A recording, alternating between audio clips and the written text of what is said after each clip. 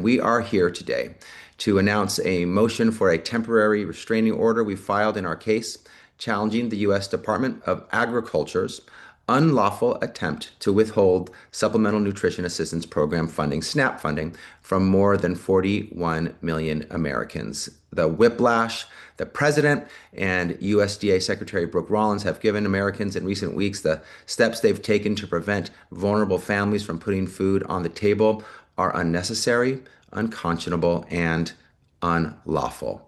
We refuse to stand by and allow it to continue without a fight. We'll be in court today to make our case against USDA's order that we undo steps we've taken to provide full SNAP benefits, steps states took in accordance with a court order and USDA's earlier guidance. While Americans go hungry, USDA is trying to intimidate states out of doing everything we can to get Americans the food they need. Before I get into the details of this TRO motion, I want to recognize that we wouldn't be able to take on this fight without the hard work and dedication of our incredible teams at California DOJ. That includes the government law section and the special litigation section, who have been working overtime to make sure hungry Americans get fed. I want to acknowledge that since late October, there's been a tremendous amount of confusion and chaos surrounding SNAP and whether benefits would be issued in November. Confusion and chaos concocted by the Trump administration. Let me begin with a brief refresher. Upon learning that President Trump and his USDA were planning to needlessly and unlawfully suspend SNAP and withhold food assistance from more than 41 million Americans come November 1st, our coalition of attorneys general sued the federal administration, as did a group of cities, nonprofits, and advocacy groups. Our case, the state's case, was filed in Massachusetts. The cities and nonprofits filed their case in Rhode Island. On October 31st, both courts found the SNAP suspension was unlawful and that USDA must use, at a minimum, the more than $5 billion in SNAP contingency funds available to pay for the benefits. USDA has access to more than $20 billion in another account that it could use to fully fund the program for November. It refused to touch those dollars. Instead, USDA took that court order and decided to only provide partial SNAP benefits, decided to only partially provide food that hungry Americans needed. It provided states with new and complex benefit calculation tables that made it extremely difficult to pay those partial benefits and impossible to pay them quickly, further delaying the SNAP benefits tens of millions of Americans rely on to eat. We can't forget that all the while USDA could have chosen to pay the benefits in full. It has the money to do so. It chose not to. On Thursday, November 6th, the Rhode Island court found that the federal government had failed to comply with the earlier court order because the USDA's partial benefits plan was unworkable. It would have taken weeks or months for millions of Americans to receive any benefits. The court ordered USDA to make full SNAP payments available by the next day.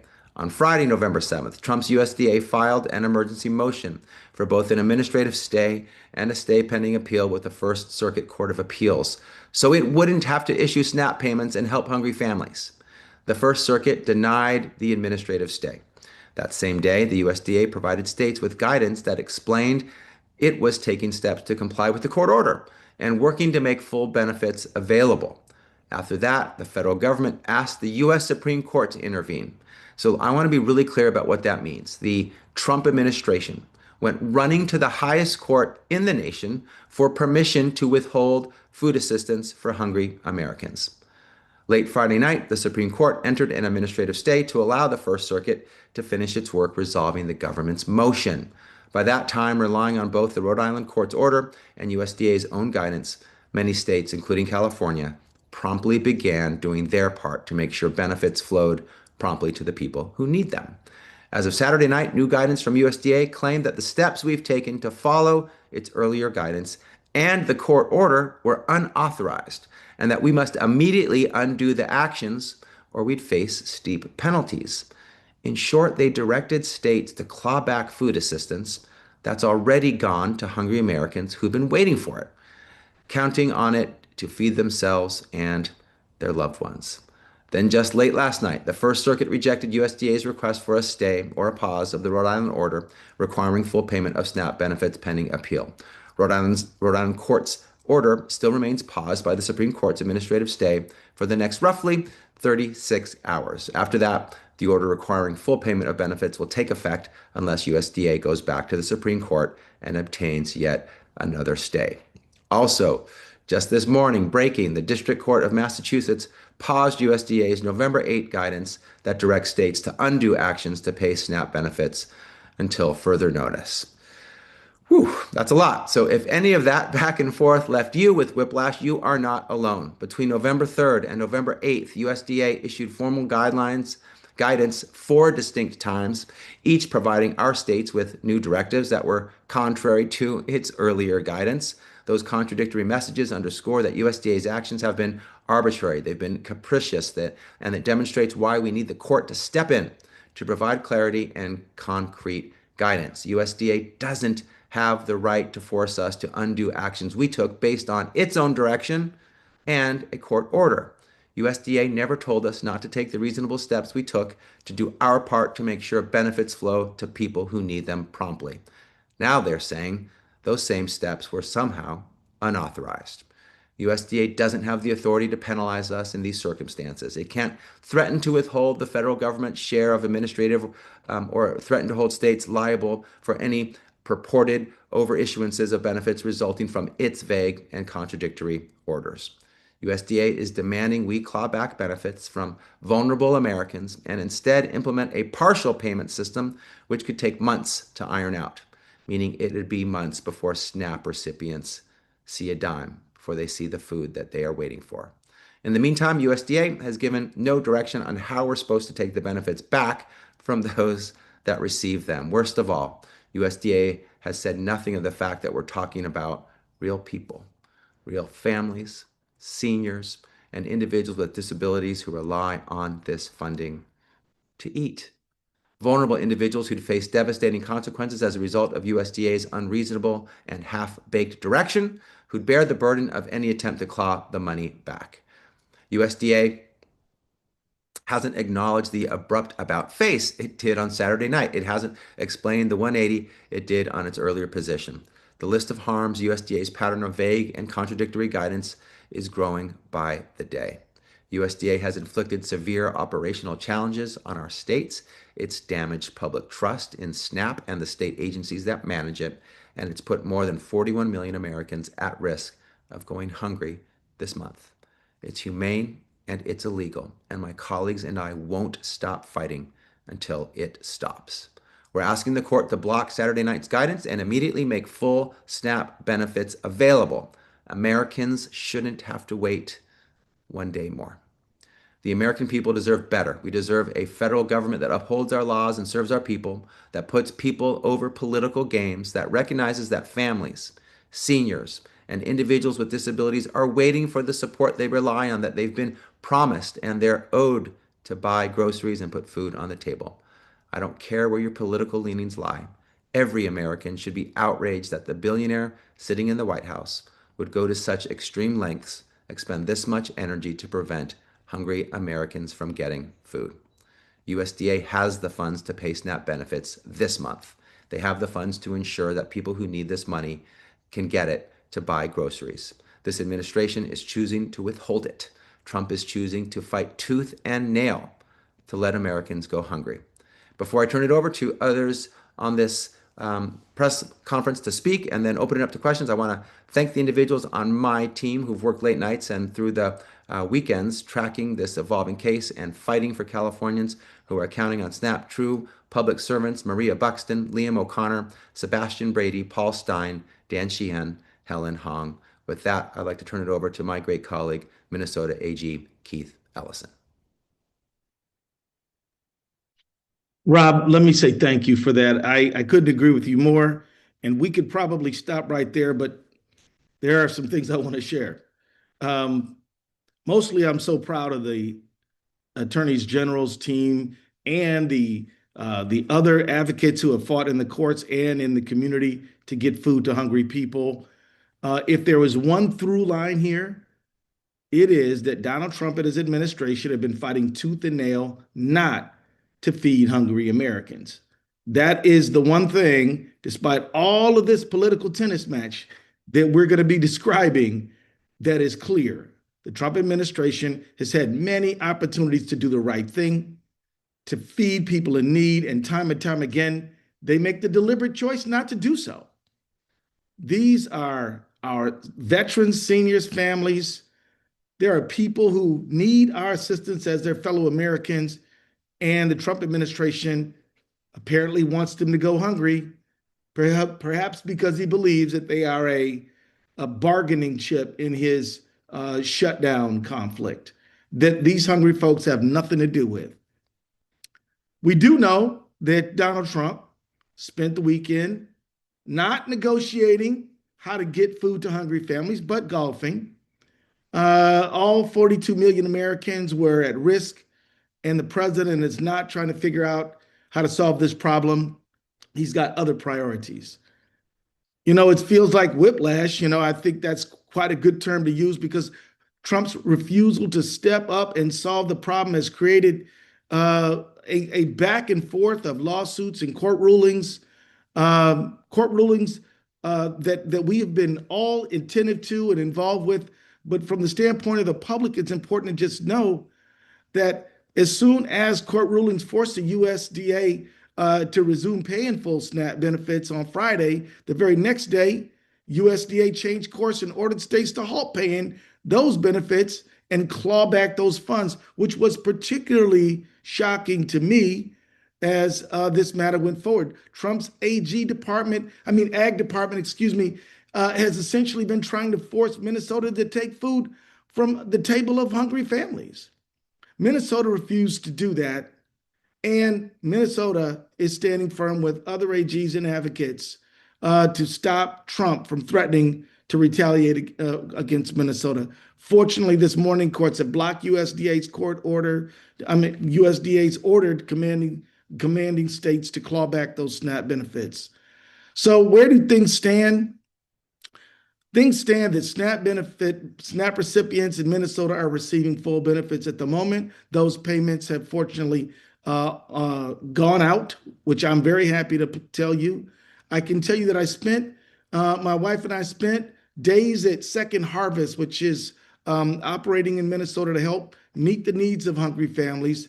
And advocates and families alike are telling us that this battle is happening at a time when food prices are up, when insurance premiums are going up, when rent is high, housing prices are high, and with a president who promised to lower costs.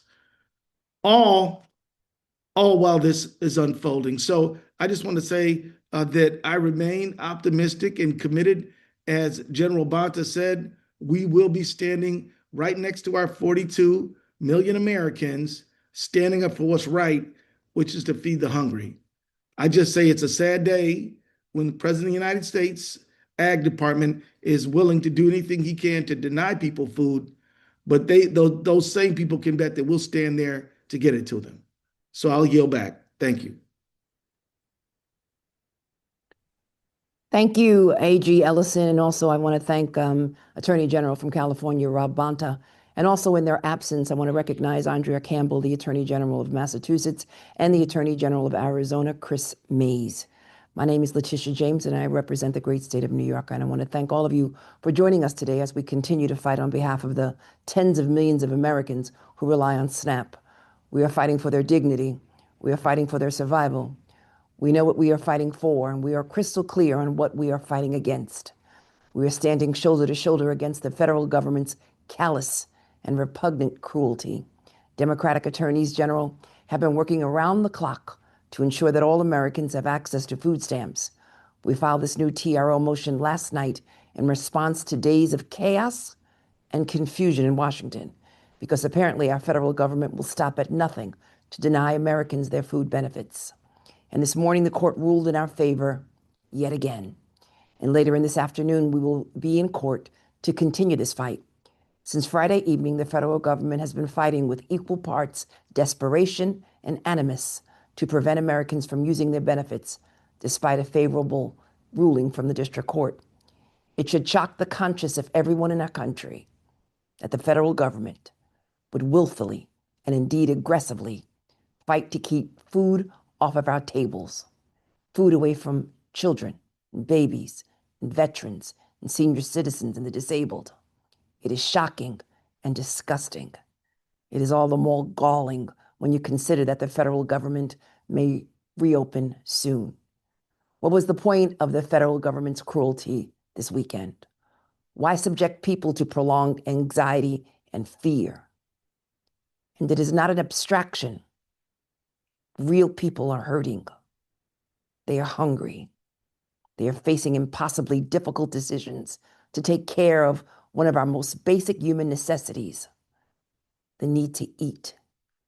I was at a soup kitchen in Flatbush last week, meeting with individuals like Debbie Banner, a mother of 8, who told me she can't even set foot in a supermarket right now. With her benefits cut, she simply cannot stretch what she has to feed her children. Or take Ali McKinnon, who was also receiving meals in Flatbush at the Seventh-day Adventist Church. He fears chaos at soup kitchen lines as they grow longer and families grow more desperate. I also met Raymond Cuevas, a truck driver from the Bronx. And after a cancer diagnosis forced him off the job, he's been holding on to his strength and life with SNAP and praying on his knees. And now he has no choice but to go back to work just to keep food on the table. Raymond says he worries most about the families with the children who are being pushed to impossible choices. But in the middle of all of this confusion, I want to make one thing clear. The balances on consumers' EBT cards must be accepted by SNAP retailers. And on Friday, we heard that some grocery stores in New York are refusing to allow shoppers to use SNAP benefits in their stores.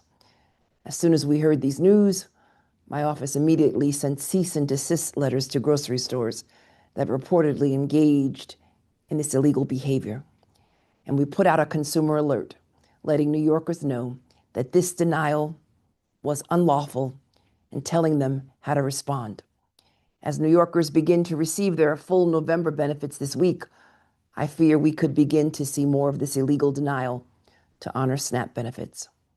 So I want all SNAP retailers in New York and nationwide to know the chaos at the federal level does not change your responsibility to your customers. You do not have the right to suddenly stop accepting EBT. And if anyone in New York is unjustly turned away, I'm asking them to report it to my office. Let my office deal with the federal government. If you have your benefits, use them. And if anyone tries to turn you away, I want to know about it as soon as possible. My office, in coordination with state attorneys general and governors from across the country, will continue to pursue every legal pathway to ensure that families get the benefits that they are entitled to and that you are respected. Food assistance is not a political issue. It's not Democrat, Republican, or independent. It is a moral imperative. And no one should go hungry because their own government is refusing to feed them. I also want to thank members of my team who have done an amazing job working around the clock. Jennifer Levy, my first deputy, Rabia Mukwadem, who is part of our federal initiatives, Molly Thompson Jensen, and Mark Ladove. And now, without any further delay, I also like to introduce my good friend and my fellow Attorney General from New Jersey, Attorney General Matt Platkin. Thank you to Attorney General James, as well as Attorneys General Bonta and Ellison for hosting this. And I want to also give a huge thank you to Attorney General Campbell, Attorney General Mays, and frankly, every Attorney General in our coalition who themselves and their teams for the last year, but certainly for the last 96 hours or so, have worked around the clock, quite literally, to make sure that these unlawful, unconstitutional, and frankly heinous acts by the federal government depriving Americans of food wouldn't stand. Now, you've already heard from several of my colleagues about the back and forth. I've never seen anything like this. If arbitrary and capricious, which is the legal standard, means anything, it certainly means that on Friday, the federal government can't tell you to give Americans food assistance, and then on Saturday say, unless you revoke that same assistance that yesterday we told you could give, we're going to punish you to the fullest extent of the law and not tell you even what those punishments are. That is what we're dealing with. 42 million Americans are on SNAP. And let's not get lost in an acronym. SNAP ensures people have food on the table. In my state, it's 850,000 New Jerseyans, 350,000 children, almost 200,000 seniors. There are more children in New Jersey on SNAP than consist of the entire population of our state's largest city. That is how big of a deal we're talking about. 1 in 8 Americans. And yet this government chose to use the full power of the most powerful government in the history of the world to say, not only first, we're going to use our full legal might to stop payments they could lawfully make to give people food, but then once they told us in writing to give these people food, that we would have to revoke it from them. So the scenario that they want to see happen is that a mother or a father goes to the grocery store today based on the guidance that we all gave them following the order from the federal government that they can use their EBT cards to purchase food for their children.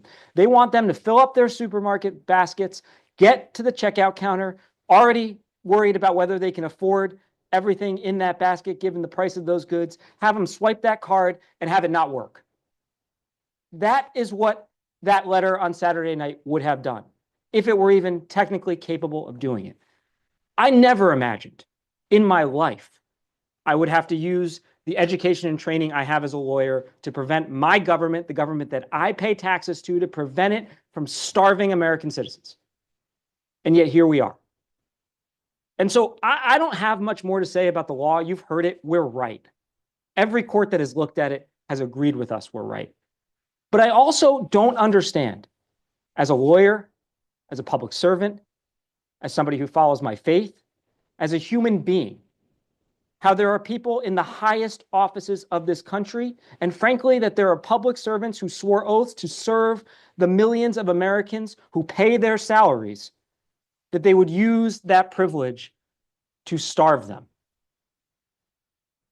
Just as recently as an hour ago, even as the supposed shutdown deal, as ridiculous as that is apparently coming together, this administration is still going to the Supreme Court to fight for the right to starve Americans. I don't know what to say about it beyond it's the most heinous thing I've ever seen in public life. I'm extraordinarily proud of my colleagues, our offices, who literally have worked every single hour over the past several days to prevent these acts from coming into reality. I want to thank my team, Executive Assistant Attorney General Angela Kai, Sarah Gregory from our Division of Law, Jeremy Feigenbaum, our Solicitor General, Chief Counsel Sandeep Iyer, Director of the Division of Law, Mike Walters, and so many others, as well as our incredible Commissioner of our Department of Human Services, Sarah Edelman, and her team, who have been motivated by one thing and one thing only, which is to make sure food gets on the table of vulnerable Americans. Last night, as I fed my own kids, I was on a conference call about this very issue. And I almost got brought to tears thinking about the parents in my shoes who were not as lucky as I am, who were wondering whether they'd wake up tomorrow and whether some court or whether their government would deprive them of the right that we all as parents wake up every day thinking about. And so I hope this lawsuit sends a message. We're going to win. But I hope people in Washington and across this country who did not have the courage to do what we've done say there are things that are still outside of the bounds of political debate. And the food that goes on the table to feed our kids, our seniors, those who are suffering from disabilities, and ordinary Americans who serve as the backbone of our economy should not be used as a political pawn ever again, period.